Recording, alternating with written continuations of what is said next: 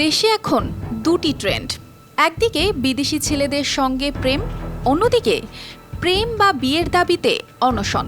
আজ যে গল্প বলবো তা দ্বিতীয় ট্রেন্ড নিয়েই, যেখানে প্রেম বিয়ে হয়েছে যেন এক পুতুল খেলা।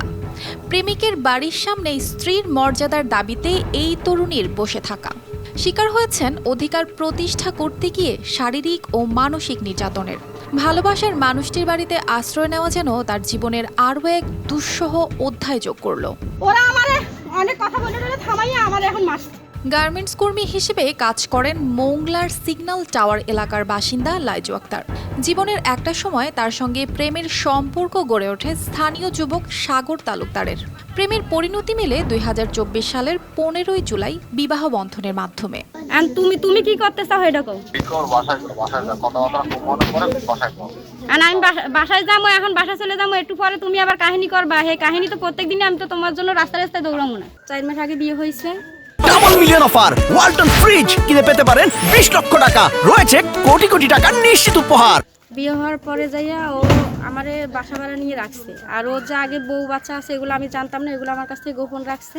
এখন বর্তমানে ও আমারে 2 লাখ টাকার জন্য চাপ দিতেছে ওর ব্যবসার জন্য, ঠিক আছে? কিন্তু আমি ওই টাকা দিতে পারতেছি না বিদায় ও আমারে প্রত্যেক দিন ও আমারে মানে মানসিক চাপের ভিতরে রাখছে। কিন্তু বিয়ের পর থেকেই বদলে যায় সাগরের ব্যবহার।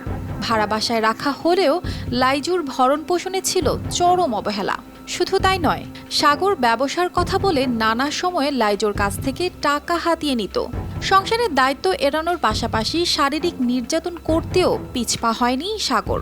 এত কিছু সহ্য করার পর লাইজু সাগরের বাড়ির সামনে অবস্থান নেন স্ত্রীর মর্যাদার দাবি জানিয়ে। কিন্তু এখানেও নির্যাতন থেকে রক্ষা পেলেন না। সাগরের পরিবারের সদস্যরা ক্ষুব্ধ হয়ে তাকে মারধর করেন। ওরা আমারে অনেক কথা বলে থামাইয়া আমার এখন মাস। ভাই আসছে আর ওর বাপে আসছে, আমার বাড়িতে ঢুকতে দিবে না।